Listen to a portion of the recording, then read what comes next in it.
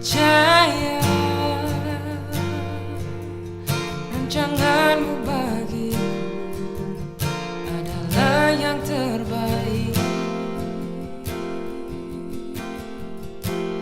Walau ku tak dapat melihat semua rencanamu, namun hatiku tetap memandang padamu. Kau tuntun langkah, walau ku tak dapat berharap atas kenyataan hidupku, namun hatiku tetap memandang padamu. Kau ada untukku.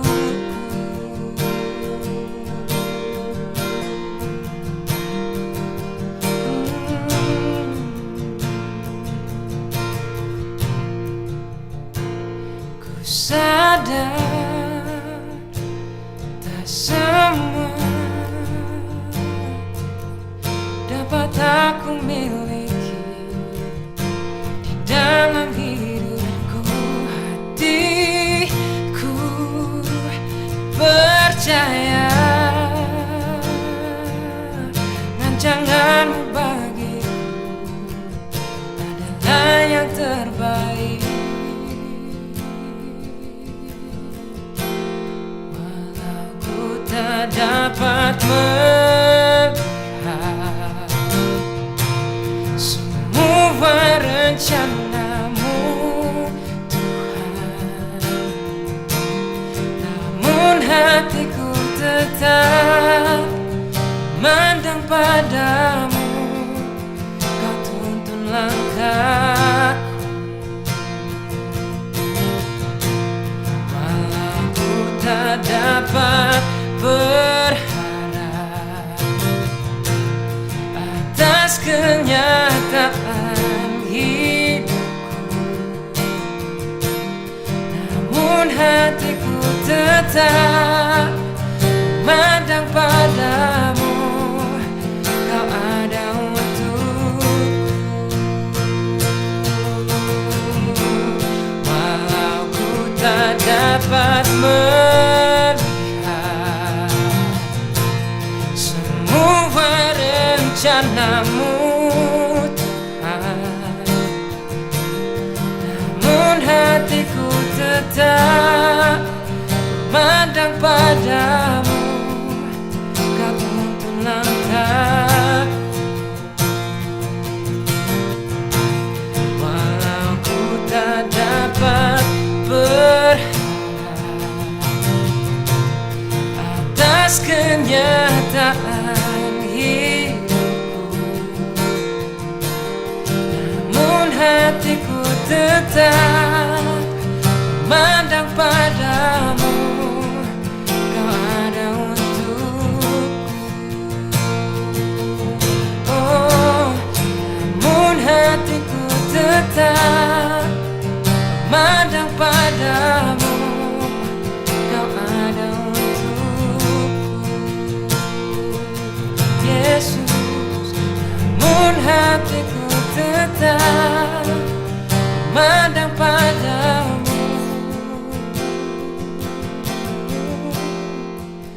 Kau ada untukku.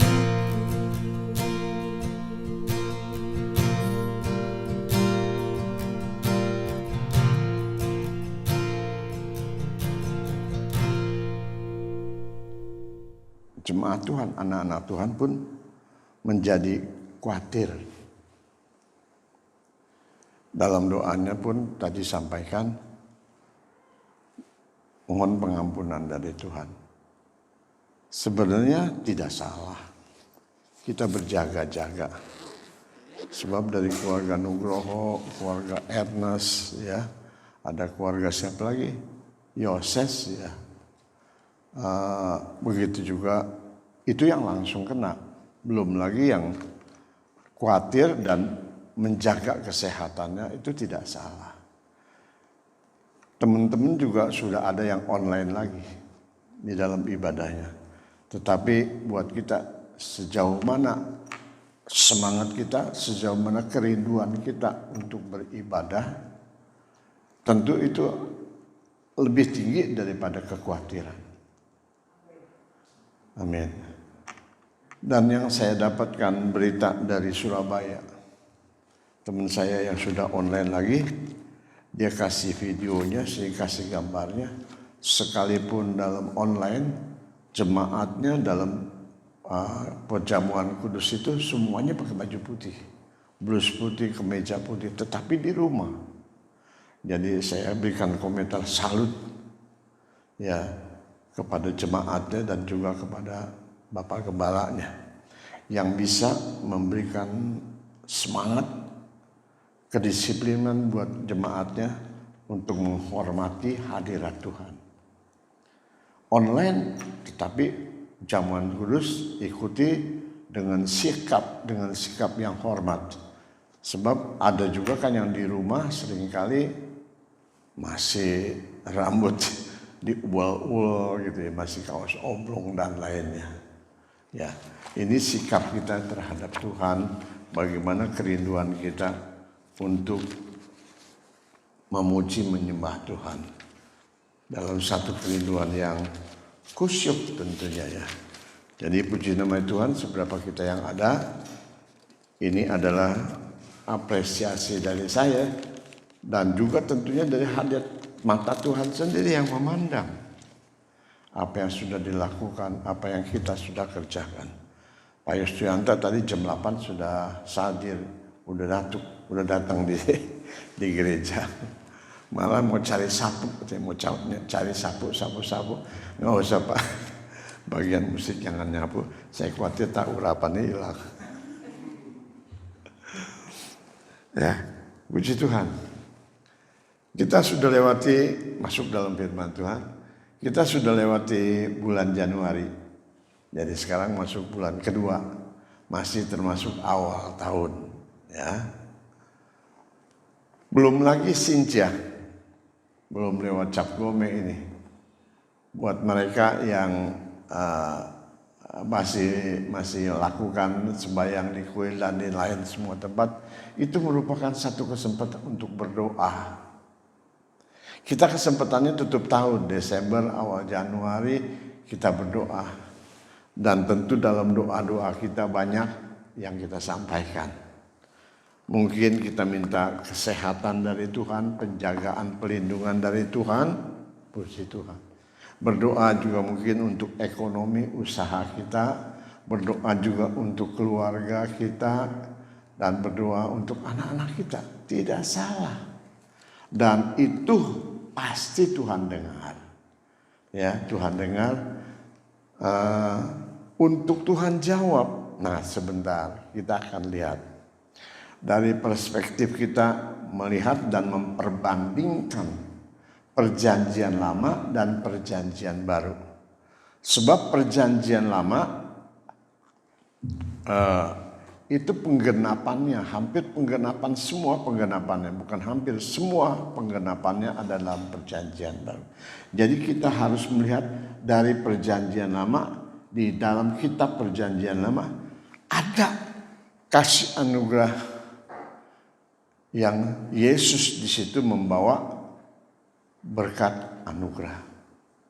Dari situ kita bisa melihat, mengerti rancangan Tuhan yang begitu indah, rancangan Tuhan yang sempurna. Ya, puji nama Tuhan. Jadi kita bandingkan dari perjanjian lama dan perjanjian baru. Kita lihat perwahyuannya, kita lihat pesannya, kita lihat gambarannya dari itu untuk kita gereja Tuhan di perjanjian baru. Kita perhatikan di dalam kitab Keluaran.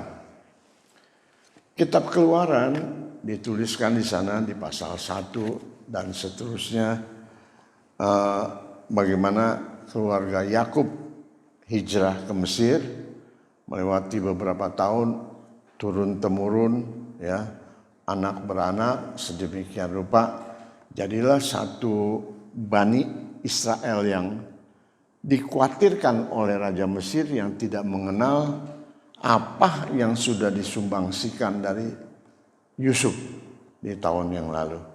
Sehingga raja yang baru ini menjadi khawatir. Nah, ini kekhawatiran yang negatif. Maaf, negatif. Kekhawatiran memang hampir semua negatif. Tetapi kekhawatiran dari raja baru ini berdampak buruk sekali. Memang kita lihat di dalam ayat yang 10, raja itu memberikan titah kepada bawahannya, menyampaikan kepada seluruh masyarakat Israel, Bani Yakub ini, pasal 1 ayat 10, mari kita bertindak bijaksana kepada Bani Israel suku Yehuda, bangsa perjanjian yang Tuhan angkat menjadi maestro untuk dari sana menyatakan bagaimana kebesaran Tuhan. Dia katakan, mari kita bertindak dengan bijaksana. Tolong ingat, mungkin saya langsung berikan gambaran Mesir, Firaun itu berbicara tentang dunia dan raja yang kejam, kedagingan, dan lain-lainnya. Dan kalau dikatakan mari kita bertindak dengan bijaksana, nyatanya bohong. Tidak ada sedikit pun bijaksana yang diambil dari keputusan raja baru ini. Kenapa? Kalau kita perhatikan dari pasal 1 ayat yang ke-11 dan selanjutnya, untuk tidak perpanjang kita langsung membacanya ya. Pasal 1 ayat 11. Firman Tuhan berbunyi gini. Sebab itu pengawas-pengawas rodi ditempatkan atas mereka untuk menindas mereka dengan kerja paksa. Mereka harus mendirikan bagi Firaun kota-kota perbekalan, yakni Pitom dan Ramses. Ayat yang ke-13 dan 14 dikatakan, lalu dengan kejam orang-orang Mesir itu memaksa orang Israel bekerja dan memahitkan hidup mereka dengan pekerjaan yang berat, yaitu mengerjakan tanah liat dan batu bata dan berbagai-bagai pekerjaan di padang, ya segala pekerjaan yang dengan kejam dipaksakan orang Mesir kepada mereka itu. Apa yang terjadi? Kebijaksanaan raja ini katakan mari kita bertindak bijaksana. Gambaran daripada Mesir dan Firaun, gambaran dari kekejaman dunia dan ketimpangan yang ada di dunia ini. Ya, ini kita lihat dari gambaran atau perwahyuan atau pesan perjanjian lama dan perjanjian baru. Jadi kalau kita lihat gambaran dunia ini, apa yang disodorkan, digambarkan dunia ini sepertinya indah-indah. Tapi sebenarnya bohong. Gitu. Tapi sebenarnya bohong. Belum lama viral, ada orang yang investasi bodong. Sampai orang sih sederhana sekali. Tetapi dia sampai kehilangan rumah, kehilangan segalanya, 560 juta. Awalnya memang dikasih keuntungan katanya. Nah ini ya Mesir, rajanya berkata mari kita bertindak bijaksana kepada Israel, anak-anak Tuhan. Tapi nyatanya ayat 11, ayat 14 tidak seperti itu. Mereka melakukan pekerjaan kerja paksa yang berat sekali, yang dikatakan Alkitab membuat kehidupan itu pahit. Mereka menindasnya. Ya, dan di dalam ayat 16 16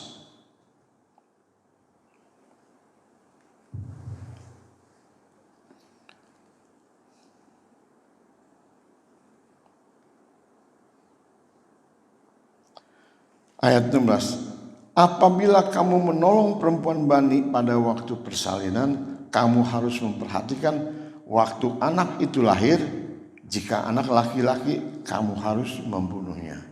Bahkan di dalam ayat 22 dikatakan buang ke sungai Nil. Nah, kita perhatikan dari Mesir, dari Firaun yang berkata bijaksana tetapi sebenarnya bohong itu dengan bekerja paksa, dan akhirnya satu tindakan yang keji. Setiap ibu orang Ibrani ini melahirkan anak laki-laki, bunuh, ambil, buang ke sungai Nil. Apa jadinya kehidupan yang seperti itu? Sepertinya kalau kita perhatikan agak kritis sedikit, dunia menawarkan yang indah-indah.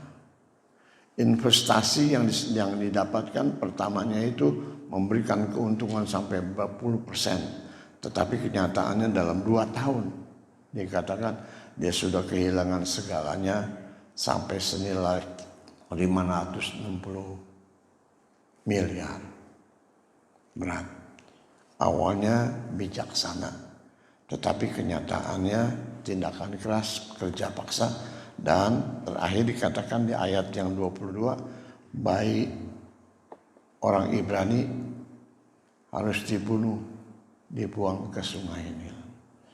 Jadi apa saudara yang terjadi dalam kehidupan bangsa Israel ini?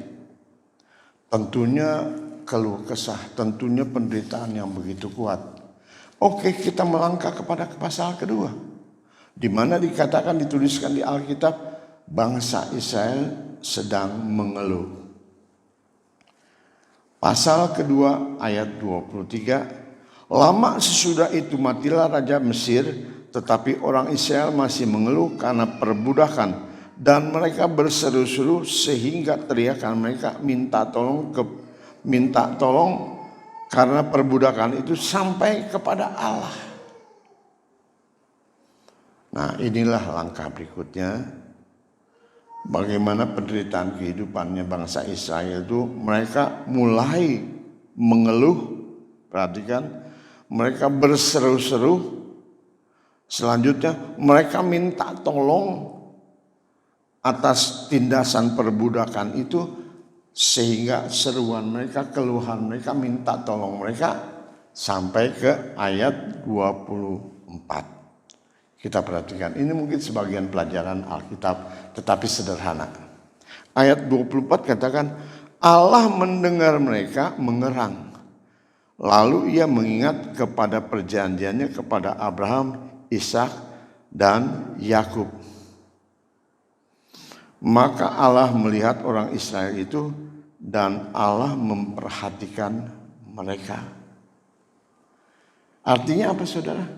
Setelah dunia ini memberikan kata janji bijaksana tetapi kenyataannya bohong, tindasan kepahitan hidup sampai kepada kebinasaan untuk generasi berikutnya.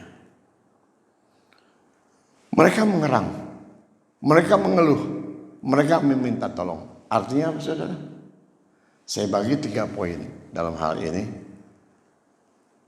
Mengerang, mengeluh, mengerang, dan minta tolong artinya berdoa kepada Tuhan. Sebab ayat 24 pun, dan Allah mendengar mereka mengerang. Itu sakitkan keluhan orang sakit. Allah mendengar mereka mengerang. Nah, ini pengertiannya kita berdoa. Apa doanya? Tentunya minta kelepasan, tentunya minta kebebasan ya. Tentunya minta pemulihan kehidupannya. Nah, dalam berikutnya dalam pasal ketiga, Tuhan memperhatikan dengan sungguh. Rasanya perlu kita baca supaya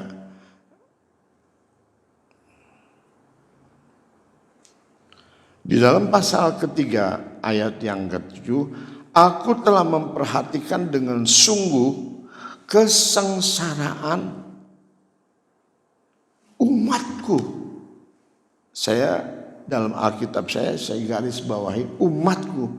Aku telah memperhatikan dengan sungguh kesengsaraan umatku di tanah Mesir. Dan aku telah mendengar seruannya. Tadi saya buka dengan awal tahun bagi kita gereja Tuhan, tutup tahun dengan doa, buka tahun dengan doa permohonan, minta Tuhan supaya memberkati, dan terakhir mungkin Tuhan ampuni saya kelemahan saya di tahun yang lalu, sering madol, sering tidak ke gereja, datang ke gereja terlambat, pulang ke gereja lebih dulu gitu ya. Ya, Tuhan tolong supaya tahun ini saya lebih baik, lebih berkenan kepada Tuhan, lebih mengasihi Tuhan, lebih setia, dan lain-lainnya. Tuhan dengar, saudara. Yang tadi kita lihat Mesir itu mengeluh, mereka mengerang dan minta tolong, dan ayat berikutnya kita lihat Tuhan mendengar. Siapa yang didengar? Umatnya. Dia mendengar keluhan serangan umatnya, dan kita perhatikan lagi dengan sungguh, bukan dengan setengah hati, bukan dengan sambil lalu. Tetapi firman Tuhan tuliskan, aku telah memperhatikan dengan sungguh kesengsaraan umatku. Dan dilanjutkan, aku telah mendengar seruan mereka yang disebabkan oleh pengerah-pengerah mereka. Ayat berikutnya, sebab itu aku telah turun untuk melepaskan mereka. Saya lebih baik kacamata. Sebab itu aku telah turun untuk, pertama kita perhatikan, melepaskan mereka dari tangan orang Mesir dan menuntun mereka keluar ke negeri itu, di suatu negeri yang lebih baik, yang baik dan luas, suatu negeri yang berlimpah susu dan madunya, ke tempat orang Kanaan, orang Het, orang Amori, orang Feris, dan seterusnya. Jadi kita perhatian di sini, Tuhan telah memperhatikan dengan sungguh. Aku telah mendengar seruan mereka, dan aku telah memperhatikan dengan sungguh kesengsaraan umatku. Aku telah mendengar. Jadi seruan doa orang Israel itu diperhatikan oleh Tuhan. Pertama, karena janjinya kepada Abraham, Ishak, dan Yakub, dia katakan, erangan permintaan tolong doa daripada umatku. Selanjutnya, aku akan turun aku telah turun. Sebab itu aku telah turun untuk melepaskan mereka dari tangan Mesir dan menuntun mereka keluar dari negeri itu. Perhatikan, kita pertama garis bawahi juga, pertama melepaskan. Tapi bukan hanya lepaskan jalan sendiri, dituntun,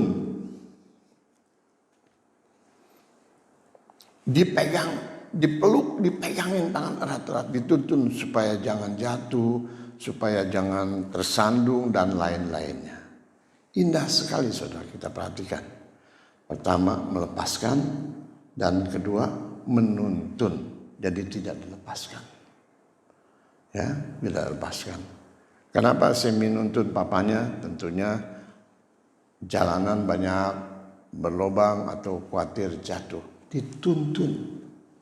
Nah, Allah pun melihat umatnya itu untuk dilepaskan daripada perbudakan di Mesir, bukan dilepaskan. Oke, lepas, udah keluar dari pintu, selesai, bebas. Tetapi firman Tuhan katakan dituntun sedemikian rupa, ya, sedemikian rupa untuk menuntun, membawa mereka kepada satu tempat yang lebih baik. Apa yang dijanjikan di satu tempat yang limpah dengan susu dan madunya, yaitu tanah Kanaan. Kita balik kepada perspektif perjanjian lama tentang tanah perjanjian, tanah Kanaan itu Lagu lama ada menceritakan Kanaan Samawi, tetapi di dalam kitab Wahyu dituliskan ada Yerusalem baru. Ini perjanjian lama kita compare dengan perjanjian baru. Yang Tuhan maksudkan untuk menuntun umat keluar dari Mesir kepada satu tempat tanah Kanaan yang limpah dengan susu dan madu yang indah tentunya.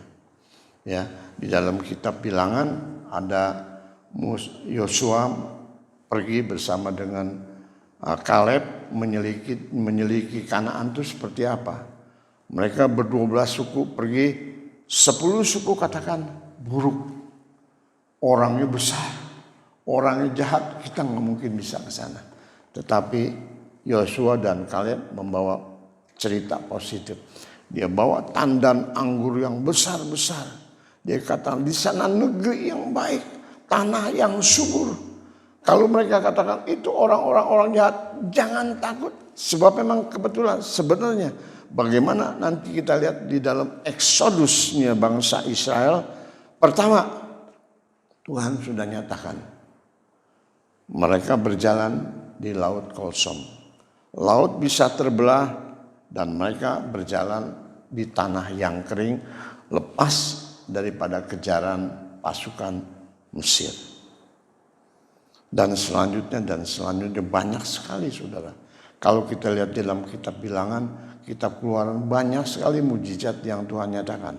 Sementara mereka berjalan di padang gurun, pada siang hari panas, Tuhan naungi mereka dengan awan menudungi supaya mereka tidak kepanasan.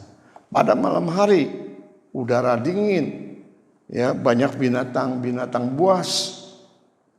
Tuhan berdiri di depan mereka menjadi tiang api yang menerangkan menerangi perjalanan mereka, juga memberikan kehangatan mereka, juga mengusir binatang-binatang. Begitu rupa Tuhan tuntun. Belum lagi makan, belum lagi pakaian, belum lagi permasalahan yang lain. Ya, ini indahnya Eksodus yang Tuhan pimpin, yang Tuhan tuntun bagi umatnya. Ini Eksodus keluar dari dunia yang keluar dari Mesir yang penuh tindasan, yang penuh dengan kerja paksa, bahkan sampai pembunuhan. Anak-anak mereka dibuang ke Sungai Nil. Ya. Kita perhatikan ayat 8 tadi, aku akan membawa mereka, sebab itu aku telah turun untuk melepaskan mereka dari tangan orang Mesir dan menuntun mereka keluar dari negeri itu ke suatu negeri yang baik dan luas, suatu negeri yang berlimpah-limpah susu dan madunya. Ini gambaran satu tempat, satu negeri yang begitu rupa indahnya.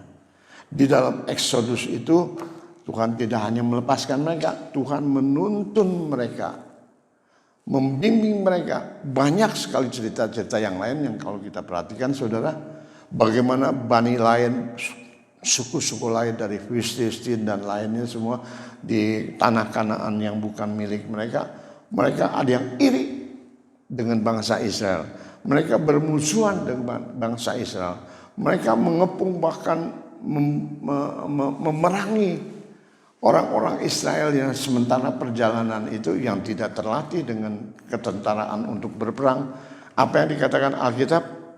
Tuhan katakan, jangan takut, jangan khawatir, berdiamlah kamu, sebab Tuhan yang akan ganti berperang. Amin saudara. Indah sekali. Jadi Tuhan melepaskan, Tuhan menuntun, Tuhan membela, Tuhan menaungi, Tuhan melindungi, menjaga sedemikian rupa. Ya. Indah kan? Dari erangan yang sedemikian rupa, dari tindasan hidup yang sedemikian rupa, sekalipun Mesir, katakan Raja Mesir, katakan mari kita tidak bertindak dengan bijaksana, tetapi kenyataannya itu adalah bohong. Dan mereka mengeluh, mereka mengerang, mereka minta tolong, berdoa kepada Tuhan. Dan selanjutnya Tuhan dengar apa yang menjadi keluhan umatnya. Maka tindakan selanjutnya adalah Tuhan tuntun, Tuhan lepaskan, Tuhan tuntun untuk pergi ke negeri yang baik. Ini Exodus bagian kedua. Pertama, keluhan, tindasan Israel berdoa. Yang kedua, Tuhan mendengar umatnya. Perhatikan, Tuhan mendengar umatnya. Tuhan katakan, aku akan melepaskan. Bukan akan lagi, aku telah melepaskan dan aku akan menuntun mereka. Nyata.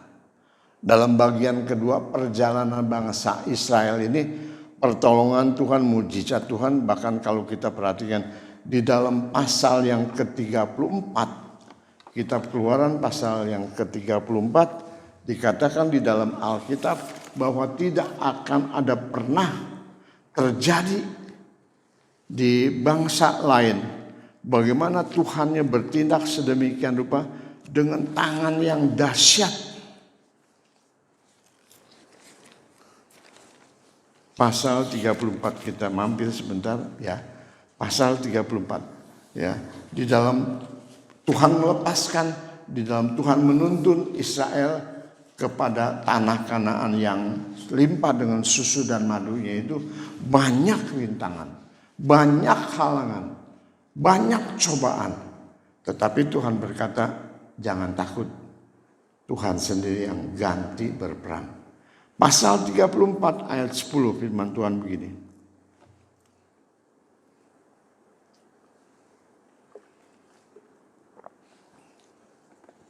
Firman-Nya, sungguh aku mengadakan suatu perjanjian di depan seluruh bangsamu ini, akan kulakukan perbuatan-perbuatan yang ajaib. Seperti yang belum pernah dijadikan di seluruh bumi di antara segala bangsa. Seluruh bangsa yang di tengah-tengahnya engkau diam akan melihat perbuatan Tuhan. Sebab apa yang akan kulakukan dengan engkau sungguh-sungguh dahsyat. Ini janji dari Tuhan. Melepaskan umatnya, menuntun umatnya, menghadapi segala masalah, menghadapi segala persoalan. Baik dari makan, dari minum, dari pakaian, Tuhan tolong. Selama perjalanan 40 tahun mereka tidak bercocok tanam, tetapi setiap hari dapat makanan. Baju mereka, kasut mereka tidak rusak. Itu pertolongan penyertaan Tuhan begitu dahsyat. Tetapi saudara,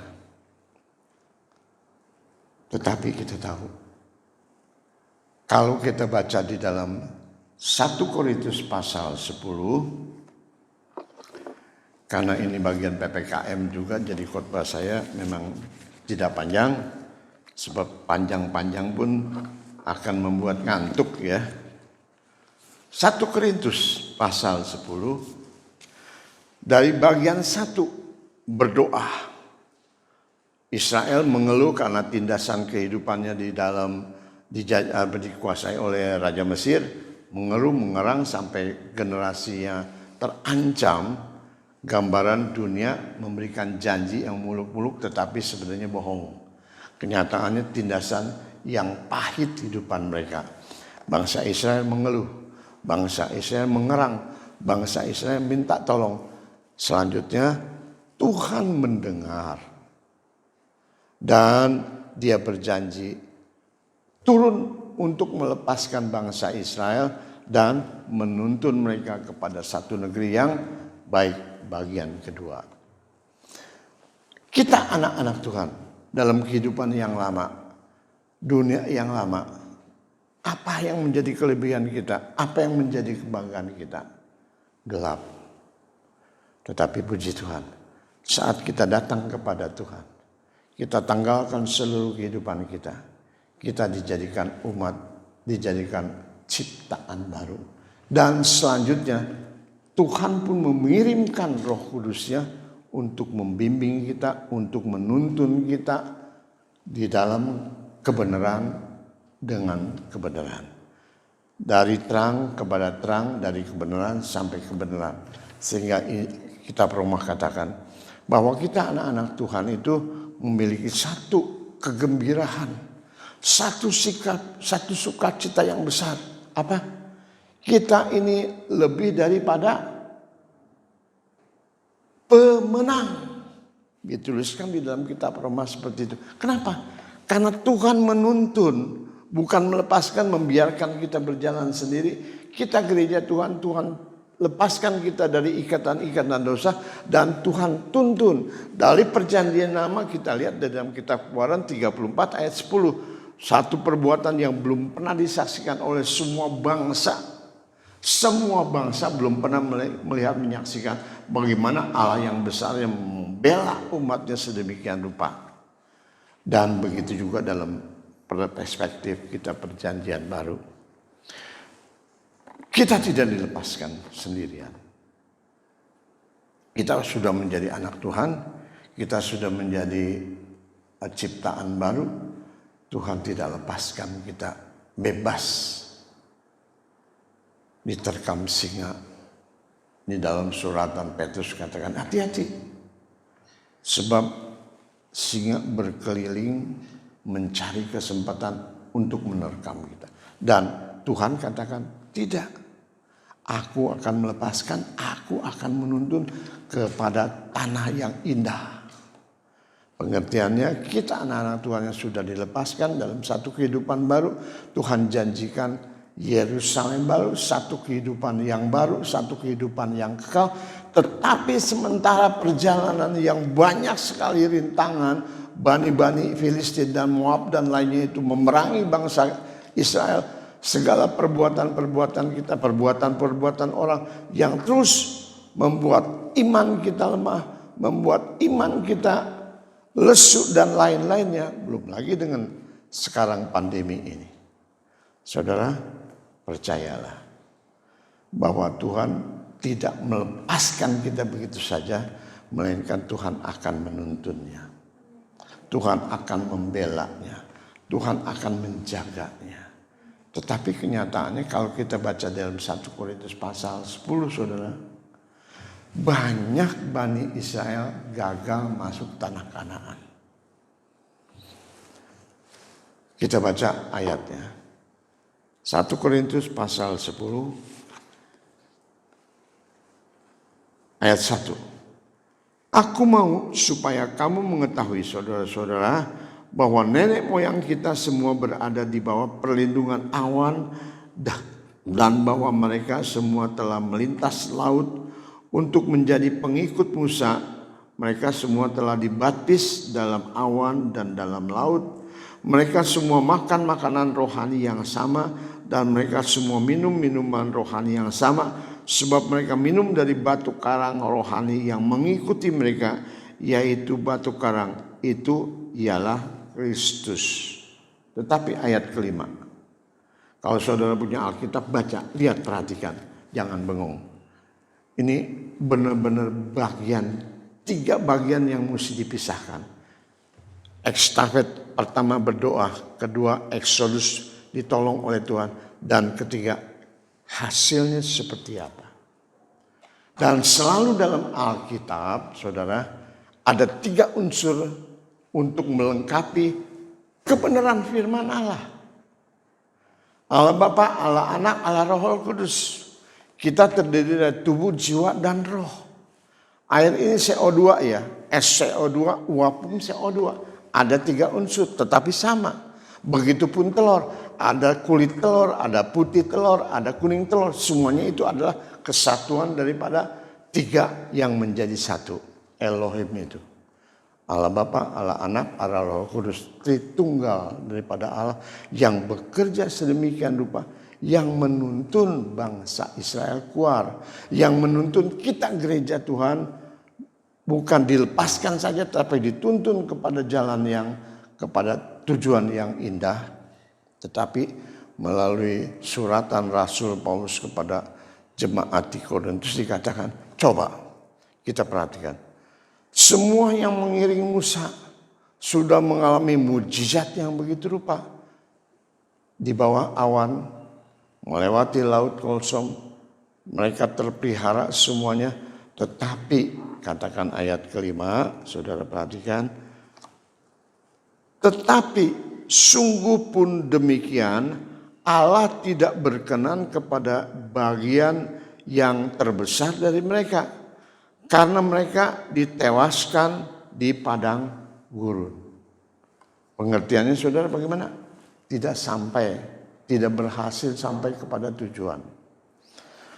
Sudah dilepaskan melalui doa, sudah dituntun melalui Exodus dari tangan Tuhan yang ajaib. Tetapi ayat ini mengatakan sebagian besar mereka yang mengalami mujizat-mujizat Tuhan, yang mengalami perkara-perkara yang besar dari Tuhan, sebagian besar ditewaskan di dalam di padang gurun, di dalam perjalanan kehidupan. Inilah gereja Tuhan. Apalagi kalau Tuhan katakan dituntun, kita diberikan Roh Kudus-Nya untuk tinggal dan diam di dalam kita, untuk memberikan hikmat, untuk memberikan pengertian, untuk memberikan pengetahuan bagaimana yang Tuhan inginkan dalam kehidupan. Kenyataannya, sebagian besar mereka binasa.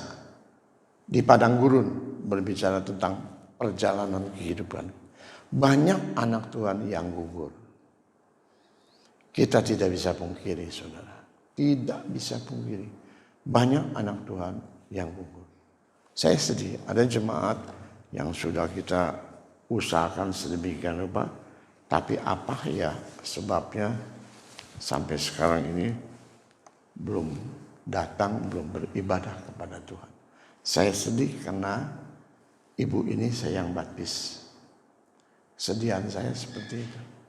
Ibu ini saya yang baptis. Saya pernah berkata dalam hati, gereja banyak jemaat yang masuk, yang keluar. Itu hak mereka, keputusan mereka. Yang penting jangan sampai saya yang berbuat kesalahan sehingga mereka keluar. Nah, kalau ada jemaat yang saya baptis tetapi dia tidak datang ke gereja, apa sebabnya? Saya sedih. Saya sedih. Waktu gereja awal-awal ada satu keluarga yang cinta sekali dengan pekerjaan Tuhan. Karena satu kesempatan saya menjadi ketua MD, saya melakukan tugas kunjungan kepada jemaat anggota MD, jemaat yang ada di sini. Kata kasarnya dirampas. Saya sedih. Ya, itu jemaat. Saya sedih. Tetapi puji Tuhanlah, dia masih beribadah sekalipun bukan di tempat sini. Yang penting bukan saya yang menjadi penyebabnya. Tapi kalau ada jemaat yang sampai sekarang saya tidak tahu apa sebabnya, tetapi dia tidak beribadah. Apa sebabnya? Itu yang membuat saya sedih. Di dalam pasal 10 ayat kelima ini, sebagian besar yang sudah mengalami kebaikan Tuhan, mujizat Tuhan, pertolongan Tuhan, tuntunan tangan Tuhan, sebagian besar mereka hilang di dalam padang gurun, di dalam perjalanan. Jemaat yang hilang di dalam kehidupan keseharian. Aplikasinya di dalam perjanjian baru, saudara. Kalau dulu banyak musuh-musuh dari bangsa-bangsa Filistin, bangsa Moab, bangsa Median dan lainnya, itu banyak sekali yang iri dengan pertolongan Tuhan kepada orang Yahudi bangsa Israel. Begitu juga di dalam zaman perjanjian baru, gereja akhir zaman. Banyak sekali saudara yang kayaknya gak masuk akal. Rintangan-rintangan kepada anak-anak Tuhan, rintangan-rintangan kepada gereja Tuhan, rintangan-rintangan yang banyak mengganggu pekerjaan Tuhan. Itu terjadi. Tapi buat kita anak-anak Tuhan yang sadar bahwa Tuhan telah melepaskan kita, menuntun kita kepada satu tempat yang baik. Di dalam perjanjian lama tadi kan dituliskan kepada tanah perjanjian yang limpah dengan susu dan madunya. Dalam perjanjian baru dituliskan Yerusalem baru. Kehidupan yang kekal buat kita.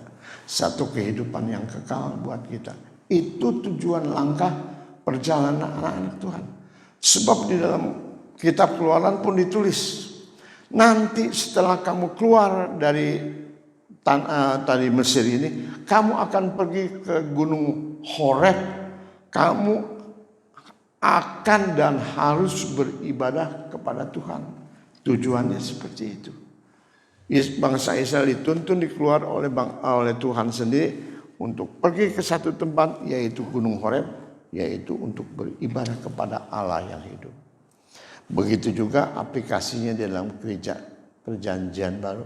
Kita sudah dijadikan kehidupan baru, anak-anak Tuhan yang dibela, dituntun menjadi waris kerajaan Allah. Diberikan kekuatan, diberikan semangat, diberikan firman, diberikan rohnya untuk menuntun kita. Bukan dari luar, tetapi dari dalam kita ini, supaya kita terus berjalan.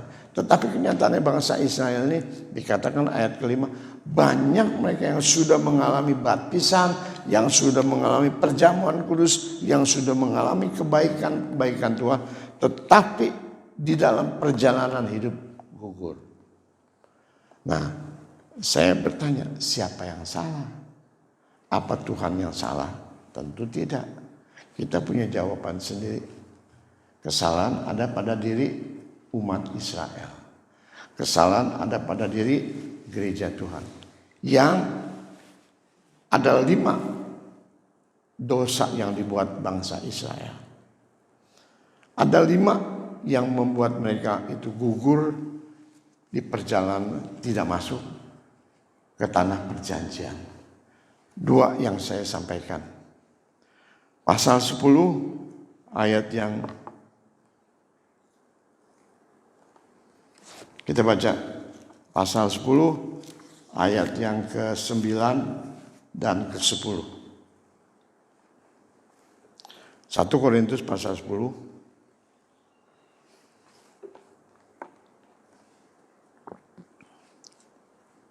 ayat 9. Dan janganlah kita mencobai Tuhan seperti yang dilakukan oleh beberapa orang dari mereka, sehingga mereka mati di pagut ular. Dicobai Tuhan. Ini salah satu yang menjadi penghalang bangsa Israel masuk ke dalam tanah Kanaan. Ini juga yang terjadi dalam gereja perjanjian baru di akhir zaman. Banyak anak-anak Tuhan yang sudah mengalami kebaikan Tuhan. Bahkan Tuhan katakan, aku akan berikan Roh Kudus-Mu untuk berdiam di dalam kita. Tetapi tetap jatuh. Tetapi tetap terhilang. Yang pertama kita lihat, jangan kita mencobai Tuhan. Kalau mencobai itu seperti apa sih? Icip-icip. Ini rasanya manis. Air putih kok icip, cobai. Tidak percaya kepada Tuhan. Tidak sepenuh hati bersandar berserah kepada Tuhan. Itu yang membuat gereja Tuhan di akhir zaman ini jatuh dan berguguran. Doa kita tadi, Tuhan ampuni apabila ada rasa kekhawatiran. Kekhawatiran dengan virus, kekhawatiran dan pandemi ini tidak salah. Tetapi kalau kita sudah langsung mencobai Tuhan, kepercayaan kita itu menjadi tanda tanya. Menjadi tanda tanya. Dan yang ayat ke-10 kalau kita baca selanjutnya, saudara.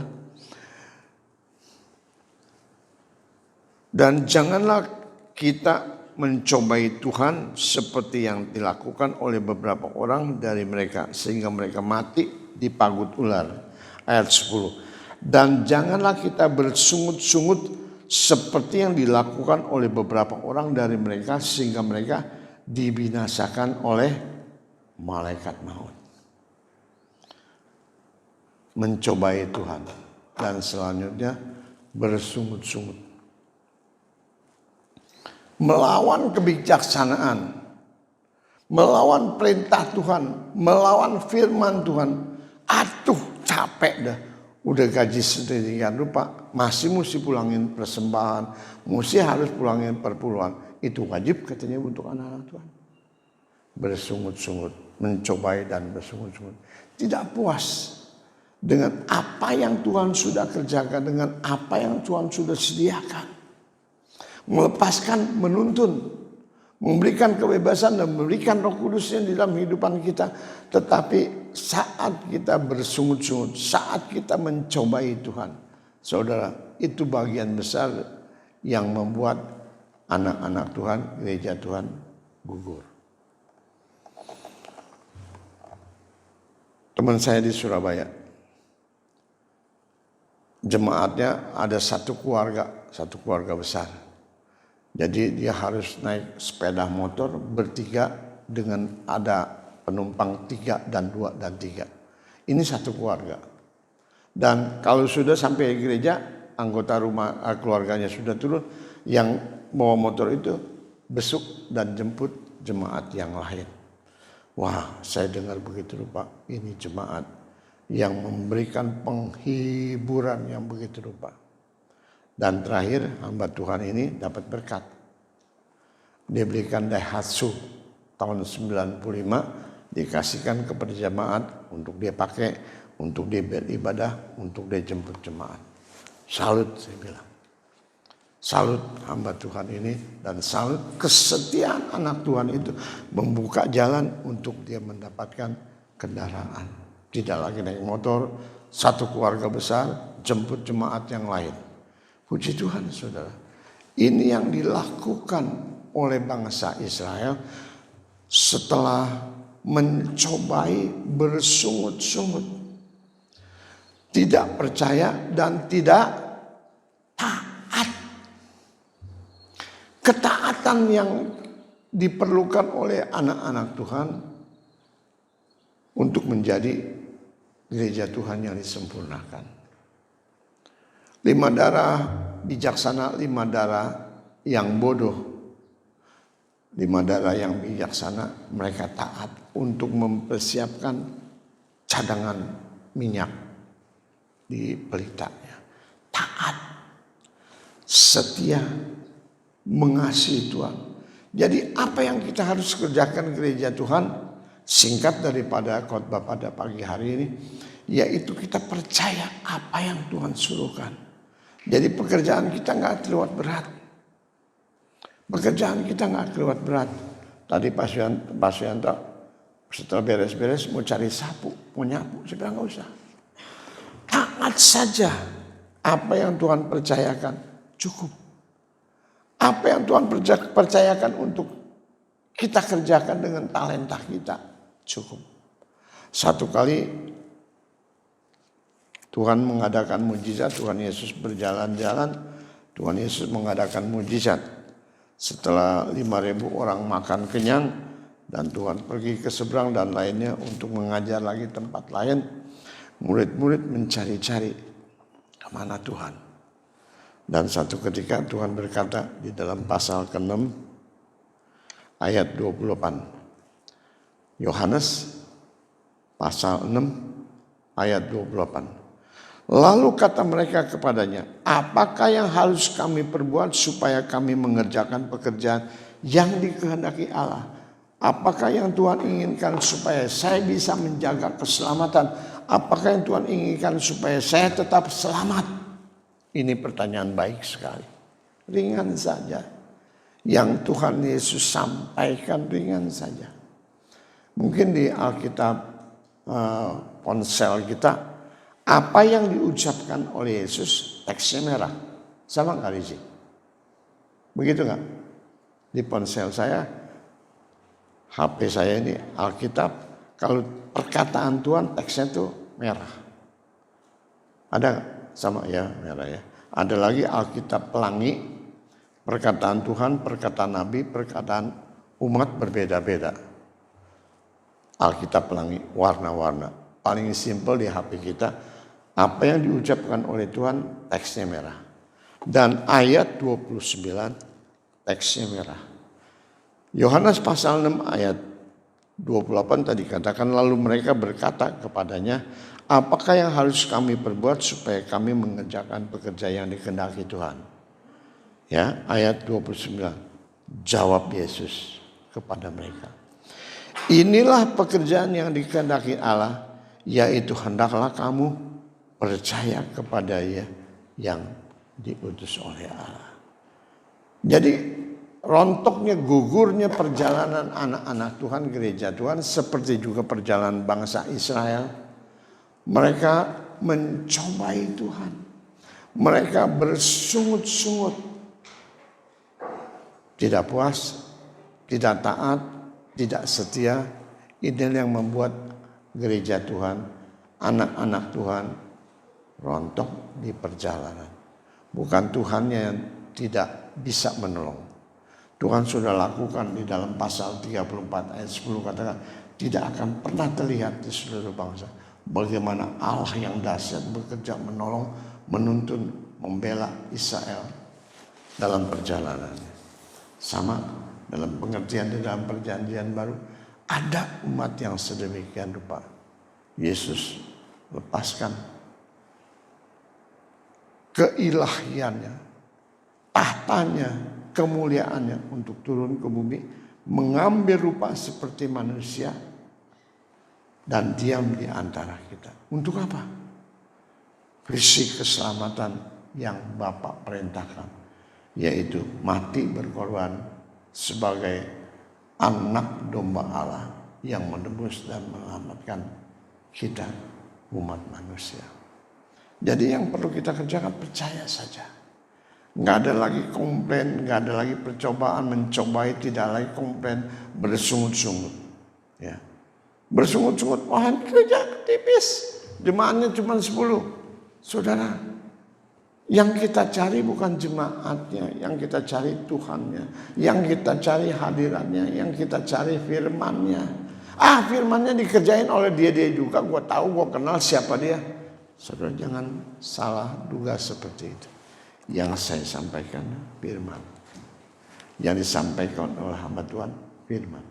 Bukan dongeng, bukan pengalaman hidup, tetapi firman. Itu sebabnya mari kita memelihara sikap hati kita kepada Tuhan. Tuhan sudah sedemikian rupa menolong, menuntun kita. Sikap hati kita, jangan lagi ada persungutan, jangan lagi ada mencobai Tuhan.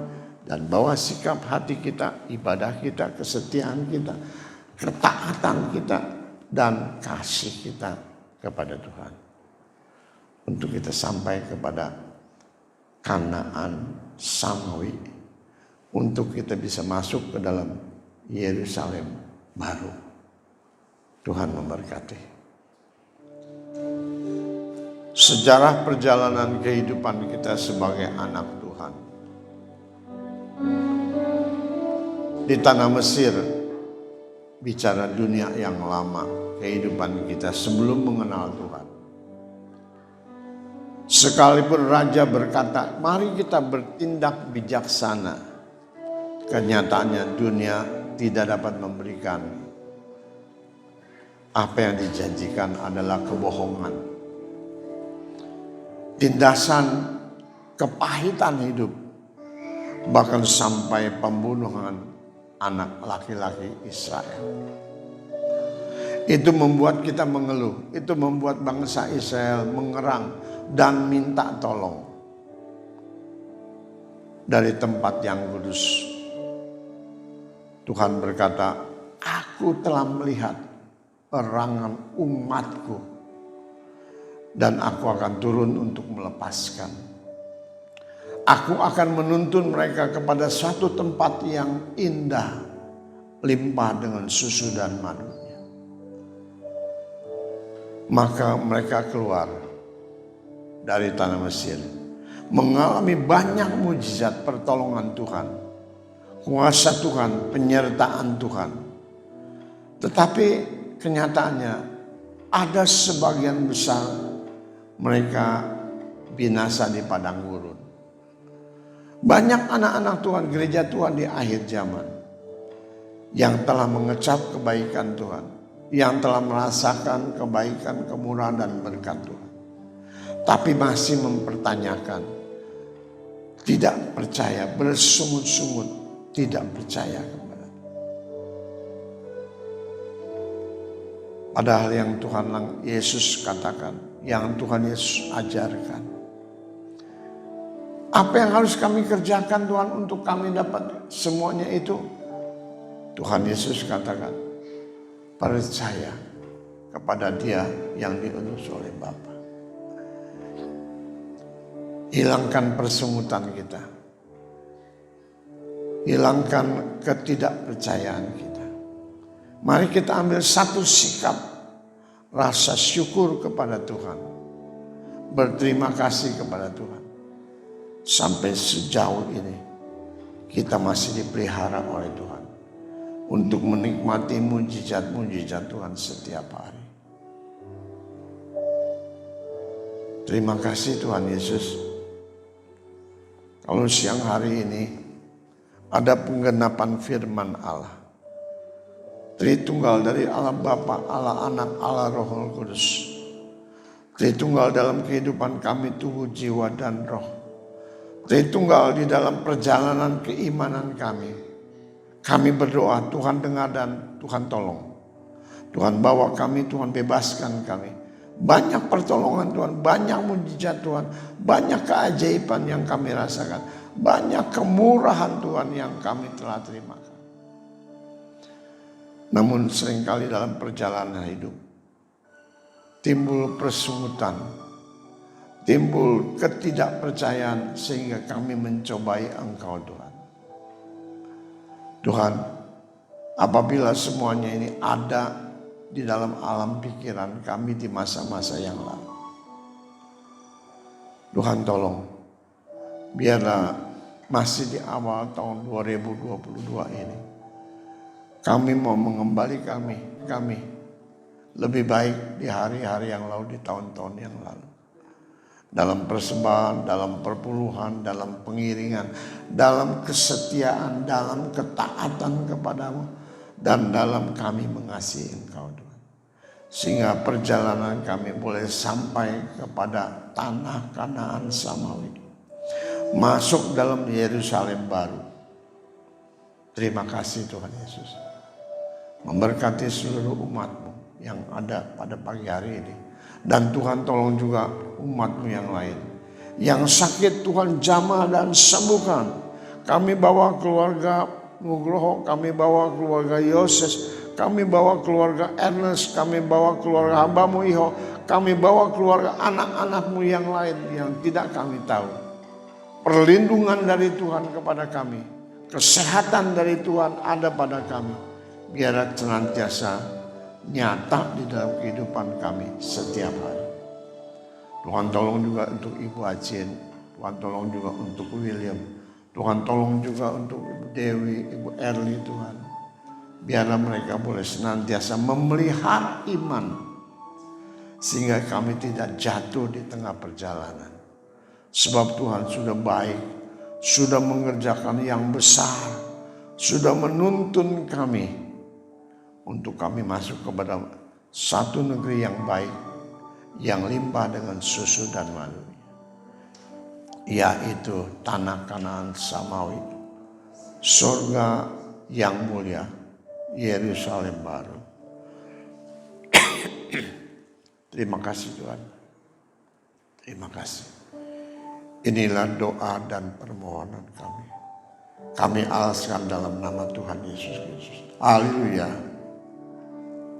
Amin.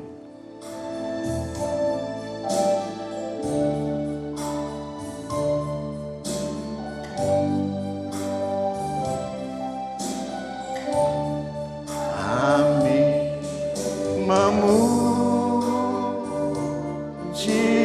kebesaran-Mu, ajaib Tuhan, ajaib Tuhan. Kami memuji kebesaran-Mu,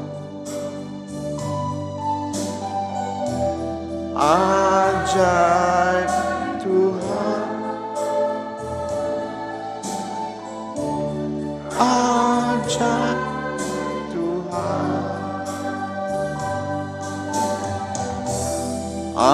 ajaib Tuhan,